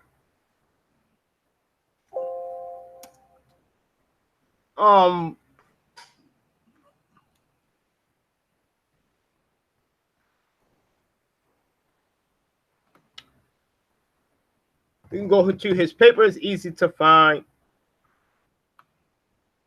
Right?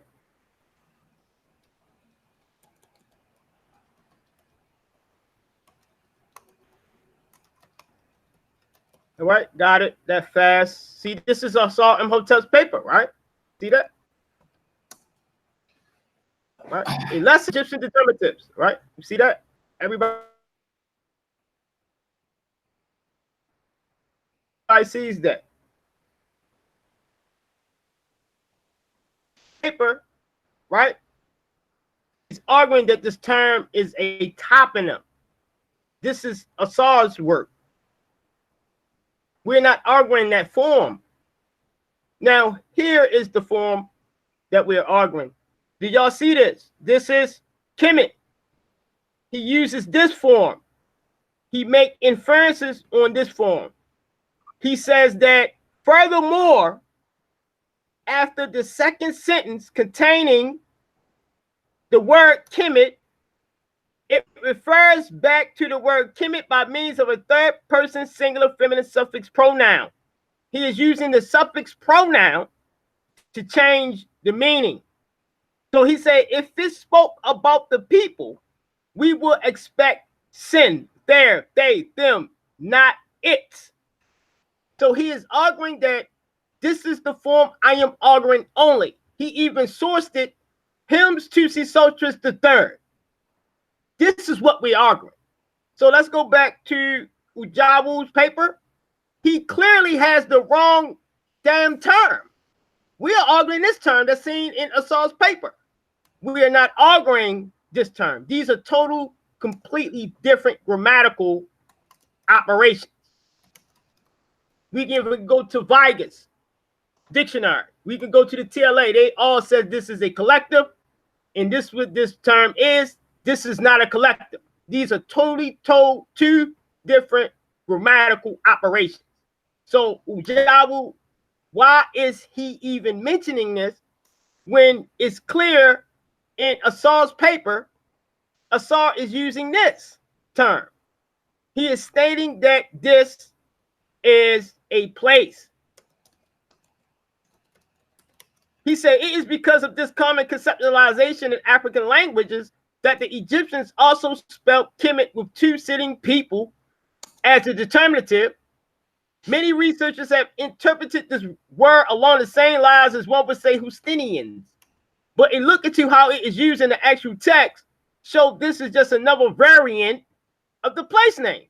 So he is claiming this, which is a different grammatical operation in Egyptian, is a variant of a place name. When you have variants are normally the same grammatical operation in the word that it is transformed from. So this is a completely different term that we're arguing. This is the term that we are staying in line with.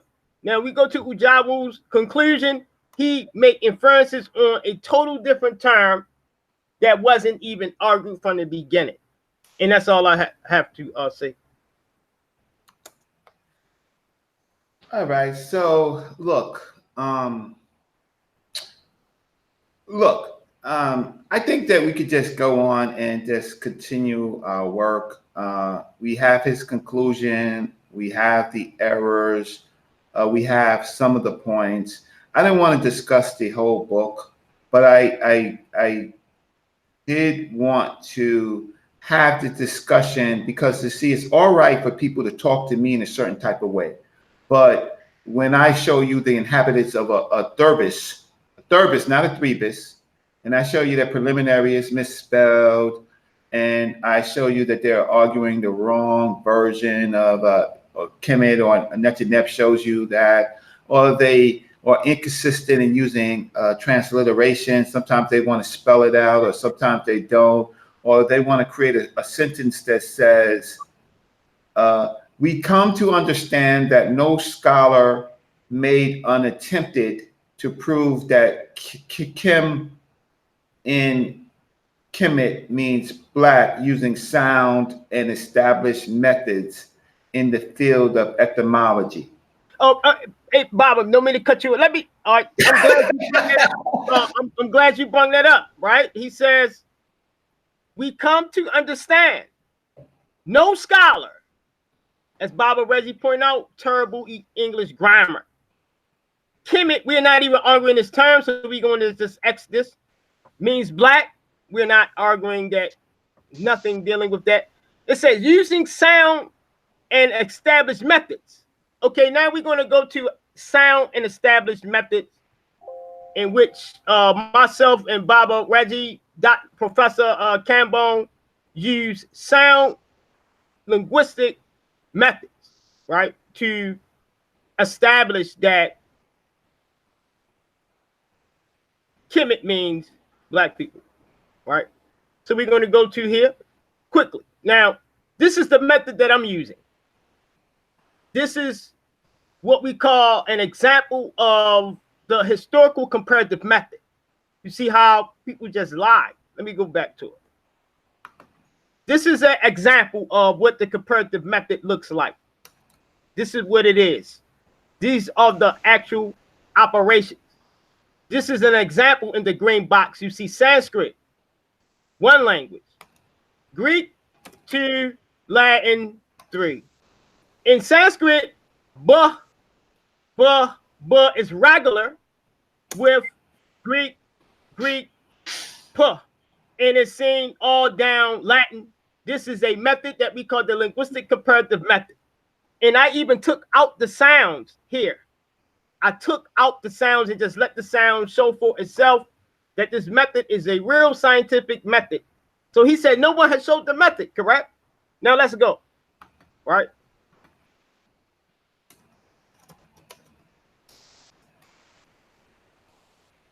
Here is me showing the method with Coptic. I'm not going to get into the other languages. I just don't feel like it. It's just no point. We can just use Coptic.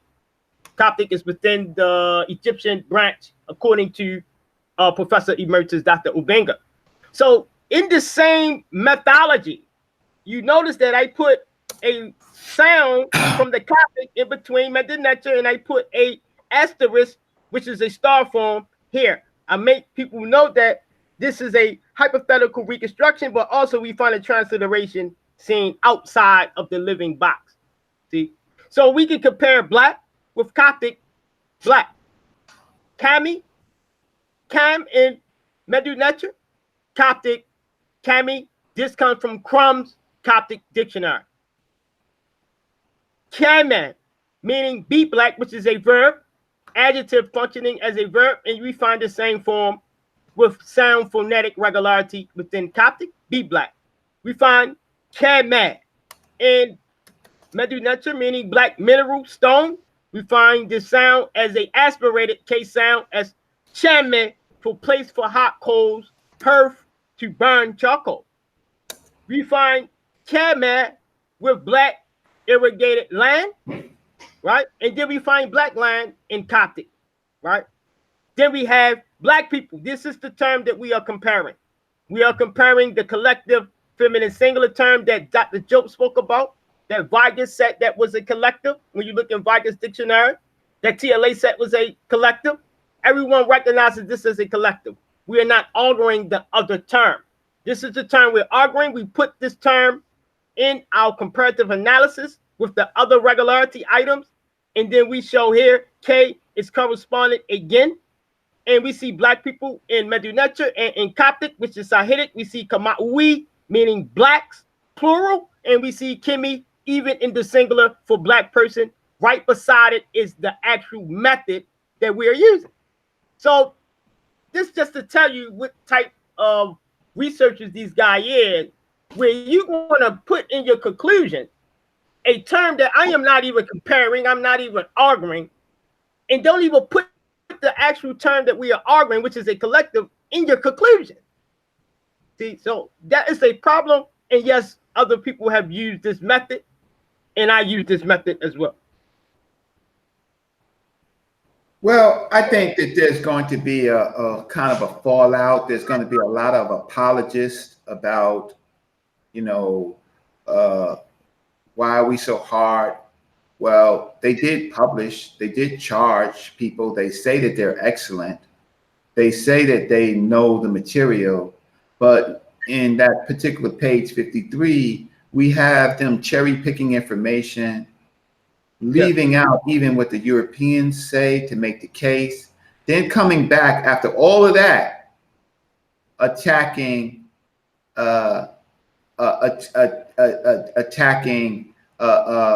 using a case and attacking Black people, but refuse to spell out Kim Ware, refuse to use Black in the argument, to use a later period word, Hwt Iry, and that does not appear in the pyramid text, but to use that and to kind of play chronological games on the people, to say that the Kemet has something to do with that, but has nothing to do with a man's and a woman's God, a man and a woman's place, a chief known, Kakem, which is all over the pyramid text and Kim Ware, right? To leave all of that out and to say that a man's being akin to his cattle, right? A man and woman being akin to their cattle has nothing to do with their sacred Black cattle, has nothing to do with the man's color of the skin. And we are the only people, we are the only people who will not deify ourselves. We wait for other people to deify themselves for us to worship. So if you ask a white man what color was his God, only maybe the Greeks may say a Black God, but everybody else is a white God. But these are Africans that have been around writing at least 25 to 2,700 years earlier than the Greeks. And they told you what their deities look like. But that has nothing to do when, to these scholars, when it comes to that concept, has nothing at all. It's not even relevant. It's irrelevant, right? When it comes to what the name of the land is. So me, the difference between me and them is that I've been in the Black movement for 30-something years as a scholar in the Black movement. Why do we do this work, right? If you just give me a few seconds, right? Can I have a few seconds? Yes, sir. Why do we do this work? You know, we are people who came out of chattel slavery only 150 years ago. And for the first 50 years ago, we began to fight for our minds. We have become our best generation because we are now being able to search out the past and put to rest the misnomers, the lies, the false realities, the false gods, right? We have the ability to debate information, but we must do it with honesty, good scholarship, and good character, no matter what the case is, right? Now, we must not trample on our great thinkers. The Europeans have already done that. Unfortunately, they got tested when they went against Diop and Obanga and John Henry Clark and Dr. Ben, right? But nevertheless, when we debate, we should do it with respect. And when we debate amongst ourselves, we should do it with respect, right? And we should not minimize. Everybody knows me. I don't minimize anyone. I just accept the debate. I don't minimize you. I don't call you out your name. It's just about the information. But in this case, during this path, ever since I started working with Netanyahu, I have been, in this particular case, by people who study ancient Egypt, called out my name. I have been, it's just a number of things that they have done. But the this current ill-researched misspelling publication theory that Kemet is riparian, even in Wudjau's conclusion, he did not make the case that it was riparian. He just cites. What purpose in our Black movement does calling Kemet riparian itself serve? What purpose does studying Kemet itself serve unless we are trying to find out the truth? I'm not going to continue much further, except to say to our people, why do we do this work? We're not fighting for Kemet.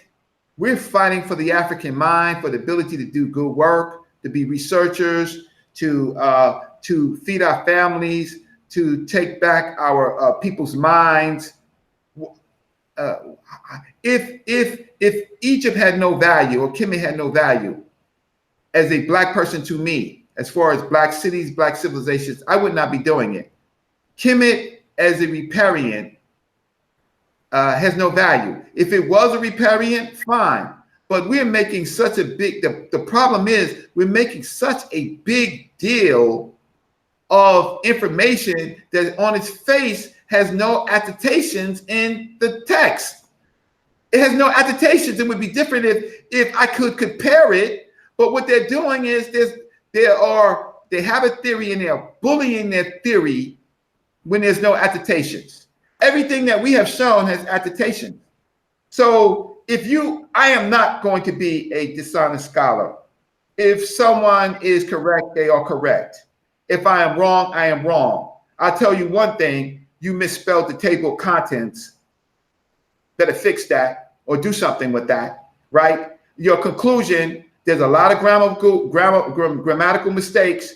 You better fix that. All this stuff about I only teach, only debate my equals, and everyone else I teach. All that extra stuff is unnecessary because I never said that to him. I always said that I thought he was a good meta-nature scholar, a good meta-nature,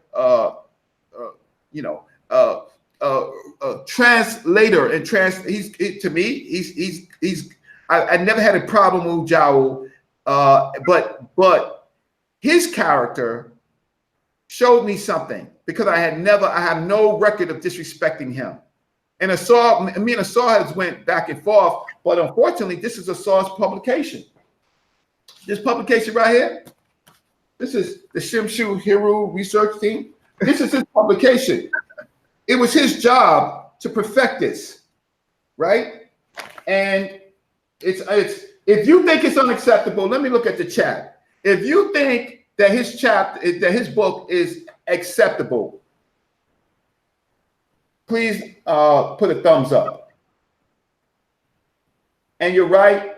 Don't forget Dr. Carruthers, Dr. Andy Thomas, Dr. Malana Karanga, right? Certainly all the great people, Nzinga Radabishi of ASCAC, so many greats in our people, and so many even the new people who do good work. You know, I mean, Azra Kwesi is taking so many to Kemet. Tony Browder is taking many people to Kemet, looking at the tombs. A lot of people doing great work. I just want to ask, what have these people done? Who's these people taking to Kemet? What is their track record? But we give them so much value. Why? Right? Why? But I didn't start this argument. All I did was help Necher Neb or be a researcher for Necher Neb, right? So what's the point of, and none of those people that I'm talking about, they have no mentors of the great people that we say. They're interlopers. Now, I'm not saying they're interlopers. I'm saying that their book is an interloping book. It just doesn't make the point that it's supposed to make. And we're supposed to wait for yet another publication. I think it's done. I think that they have to fix their errors in this publication, in their grammar, their conclusions. Okay, so Netanab, I'm done with my rant. I just had a problem because all I did was try to, a professor, a teacher, somebody I learned from, ask you to contact me, and all I did was to join you in this work. And I have been villainized, and I'm older than these people. And this, like you said, this is not personal. It's just errors. So Netanab, basic errors. So Netanab, I'm stopping to talk. You could continue.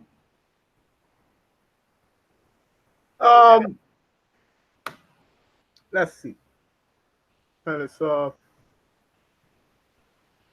Yeah, I thank you for coming on.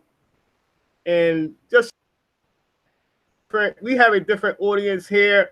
Our audience is more professional. Our audience deals with linguistics. We actually submit our work in actual scientific publications. And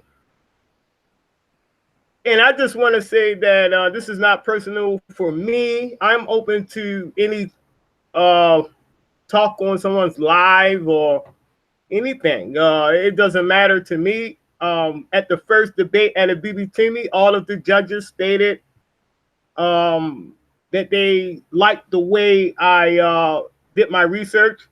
Even Juan Claude Mboli even said I did an amazing job with comparing the languages with Coptic and Dinka and all the other African languages.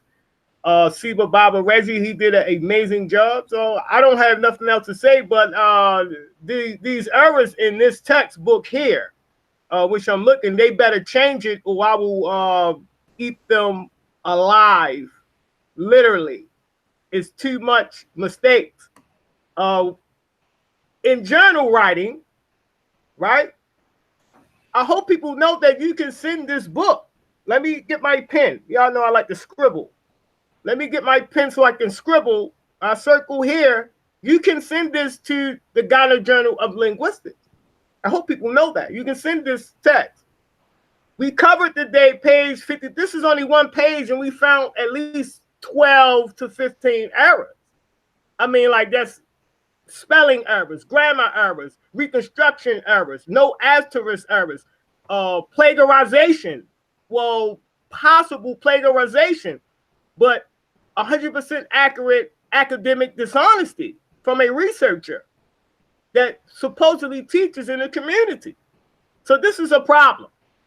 The review from me is grammar issue, chronology, academic dishonesty, and primary attestation. I'm in my right to make these assessments with anybody's work, even with my own work. I have 3 books written. When my books get published, I will be prepared and ready. I want the attention. I want to be in the media debating about this. It's better than me gangbanging. So I'd rather do this and be a professional in what I am doing. And I would love, as soon as my book come out, I will be waiting for linguistic comparative analysis debates.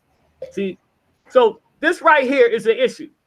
All of these is an issue to me, and this will not pass a Ghana Journal of Linguistics peer review.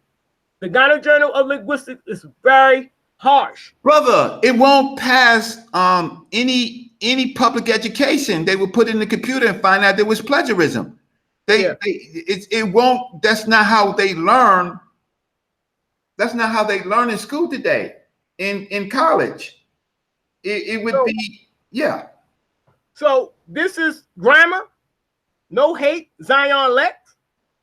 You know, you have people who don't even know the Medunetric saying we hate her. They don't understand. They don't even know the grammar of Medunetric. They don't know how to read Medunetric. They don't even know how to look up the terms. You have to be taught this from a competent instructor.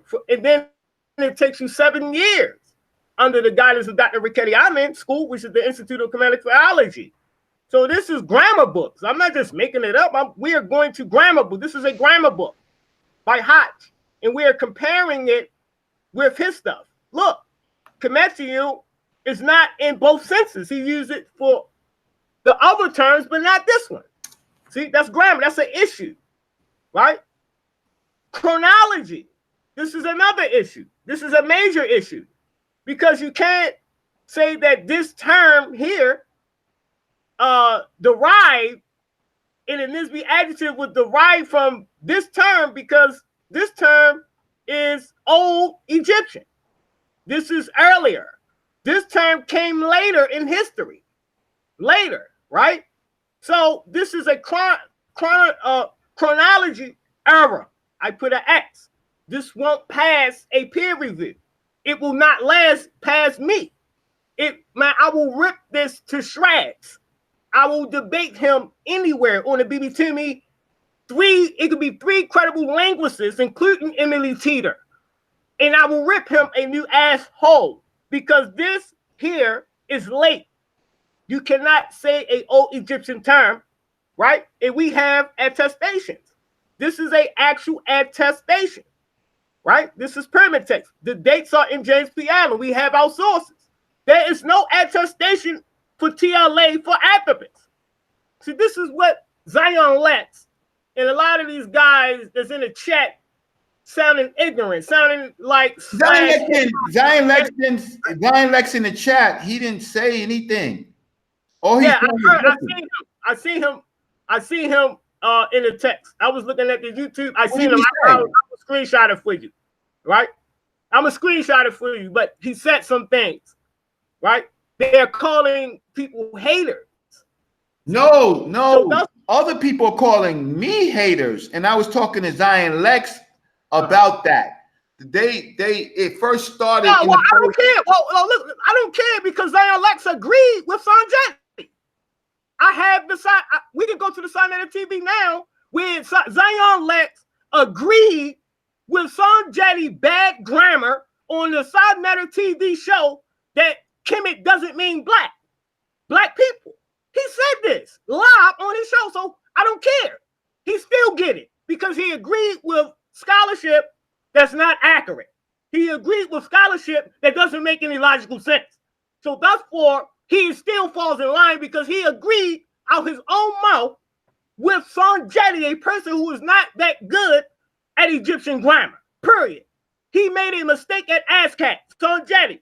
He said that the suffix pronoun was not ambiguous, but when we go to grammar book, the grammar book state and the grammar rule state that it is ambiguous. It can be changed according to context. So that's for Zion Lex, you understand, is involved with that. And he agrees with the silliness of these people. So what I am making clear is that I have done the research. I am promoting my work in scientific publications, and they are not. See, we both had the opportunity to present our research at Uncle Line Journal, which is one of the best linguistic Egyptology journals in the world for Black Africans. And I published my paper, and Assad didn't publish his paper. He made this book. So Zion Lex agrees with him. I heard him agree with him. We can go to Sinetta now if you have time, and we can hear Zion Lex agree with someone who don't even know Mesonetic grammar that well. I even asked Sanjay to debate, and Sanjay said he don't want to debate. How you gonna be a scholar? You scared to debate? Let's go grammar for grammar. So Zion Lex. Now wait, Netanel. Zion Lex is saying. What he saying? Agreed with you, Netanel. No. Let's hold. Let's go to. We about to go to Sinetta TV. Watch this. Zion Lex called in Sinetta TV.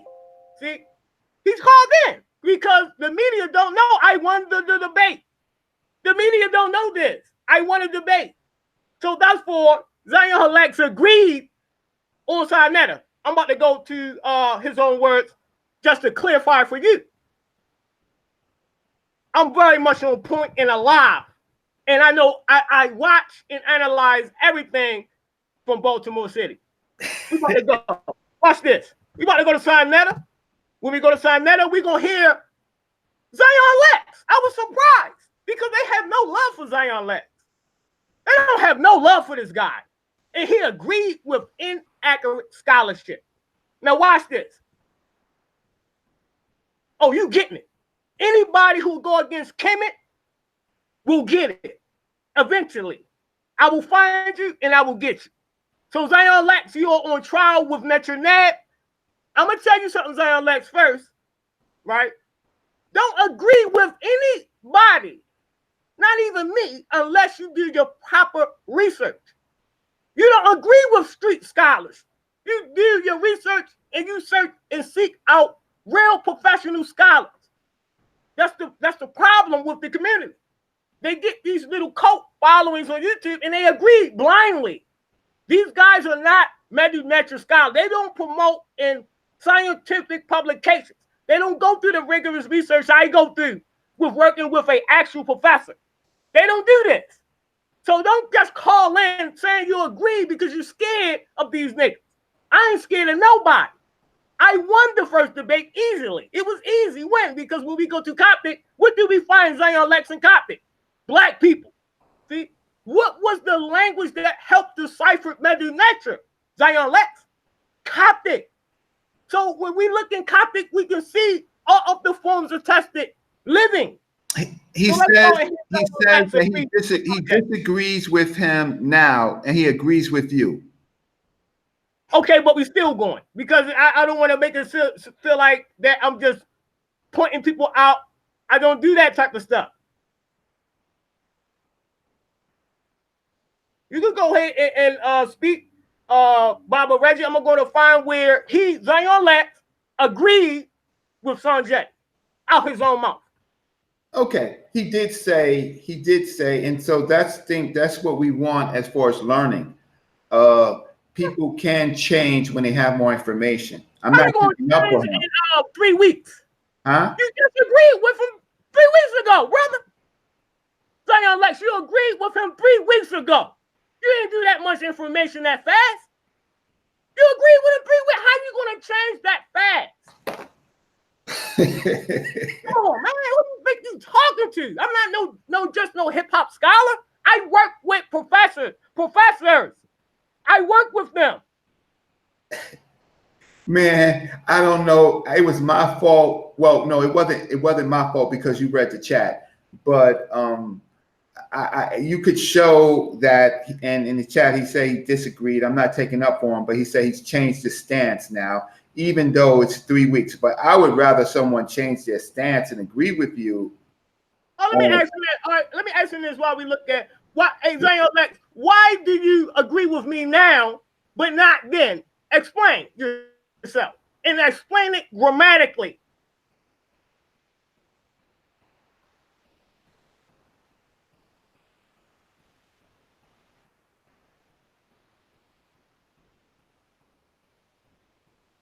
And Netanyahu, you do know that he is Hebrew, right? Who cares? Only thing I know is many Egyptian translators that are Muslim. As many Egyptian translators that are Hebrew. As many Egyptian translators in all religion. And that don't mean that you don't know medu-netra grammar. Yeah, but you have people that speak Egyptian that is a Muslim in the country, and they speak the grammar of Egyptian in that country. Professor Sati speaks Nubian in that country. See, so that don't matter. It don't matter if it's Hebrew. He said it. He's in his chat. He says, "I did, good brother, but that was in my ignorance, and my entitled to change my stance." All right, now I want to know, why did you change your stance? Okay, Zion Lex, you're gonna have to tell him why you changed your stance. Grammatically.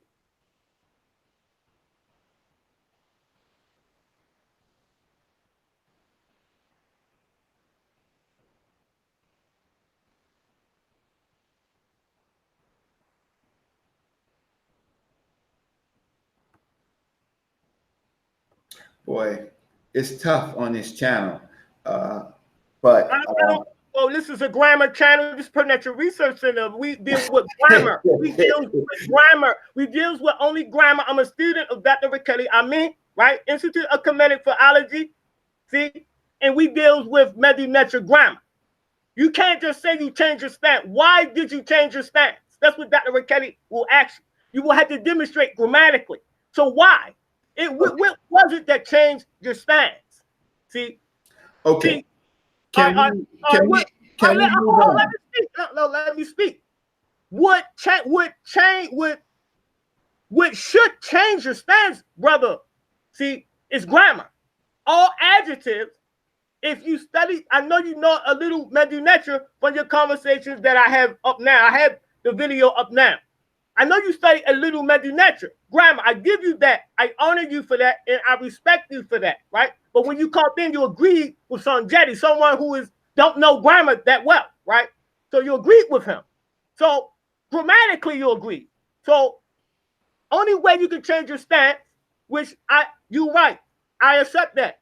Okay. So I just want to know clearly why, grammatically, we already know that in Coptic, adjectives grammatically can function as nouns. Grammatically. It's not nothing I make up. There's something that we can look into the grammar of these languages of Coptic. See, and they are different types of Coptic. So we know in all of the stages of Coptic, they have black people existing, the term, and it can be compared with the term in Medinetra. See, that's how you should say, I changed my stance because I seen it in Coptic. I changed my stance because in Medinetra grammar, all adjectives can function as nouns, a person, a place, or thing. See, that's grammar. We can prove that with Medinetra grammar. You don't say, I changed my stance because you like anybody. You say you changed your stance because of grammar. Hard. Hard, boy.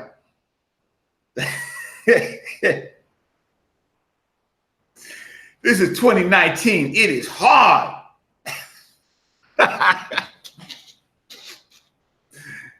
Man, they hold you accountable, boy. Hard. Now here is if anyone wants to look at where my good brother Zion, which I like him a lot. I actually like this brother a lot, and I like his knowledge on Hebrew information. And I wonder why Assault and Hotep stopped being a Hebrew. Because he fit right in. He fit good with the Hebrew school. And that is no shots taken, right? I just said that I respect all people. Now, I share my screen. This is the conversation with Zion Lex. It says Sanjetti and Polite, correcting the misconceptions and misunderstanding of the Medinetra. And then we have his name, Zion Lex. He calls in, and why this guy, Sanjetti, a pseudo-historical linguist, right? Not only is he a pseudo-historical linguist, he doesn't know Medinetra that well. And he made a statement on that Kemet doesn't mean black people and cannot mean black people, that we wasn't calling ourselves black. And I just showed y'all here where we call ourselves black thousands of years. Actually, the oldest term is here. This is the oldest that you will find in the text corpus. And it mentions that a man called himself black and described himself black, as Dr. Job stated, with only one adjective, that was the adjective of black. So when we find Zion Lex, he calls in and he agrees. And he gives no mention why he agrees. He nothing. But I respect. But this is the channel where Zion Lex calls in and agrees that with Sanjetti that Kemet cannot mean black people. That is devastating when someone as powerful as you is, Zion Lex, to agree with such nonsense. Even in the Hebrew Bible, in the Quran, it mentions the etymology of Adam. It mentions the etymology of these people, of Hama and Ka in the Quran, of deriving from blackness. So all of these religions took from the ancient Medinetra people, and they still have the same type of conceptions when creating black people, the first person. See, so that is what I said, Zion Lex. I'm not going to get into it, but you know I have it here. I share my screen. This is where you admitted and said, yes, son Jetty, I agree that black people can't mean, Kemet can't mean black people. Why did you agree? See, so grammar will tell us why this is not true. Grammar, that is the only thing that we have. Coptic, as you see there, I show you Coptic. Coptic, this is Coptic from the Crumbs Dictionary. I'm not like Wudjau. I don't hide information. I don't need to try to trick you. I can just show you the Coptic, the living Coptic speakers. This is the same language. That is the reason why was the key to the decipherment of the Medu Neter in the first place. He checked and verified each term with what Coptic. He was a master Coptic speaker, Champollion. And when Champollion did his homework, due diligence, he compared the terms and he showed with the comparative method, he showed that each of the Medu Neter words and lexical items can be seen living in the language that he is speaking. So we see this living, Kemet, black people. And we see it living in the Coptic. And it means black people in the Coptic. It means black people in the Nubian language, which is next. We see black people, it is mentioned in the Dogon Tomoso. It is mentioned in the Dinka. It is mentioned in the Kikongo. We all call ourselves black, and it is cognate with the historical comparative method. It is no mistake. It is scientific. You don't find riparian land, as I have only here the term Kemet. You don't see riparian land in no circumstance for this definition as we use the historical scientific comparative method. This is all I have to say. Okay, so we want to. Do you want to close, or is it we want to? Do you have a close? I think I'll talk for a few seconds. Netanyahu, I think you.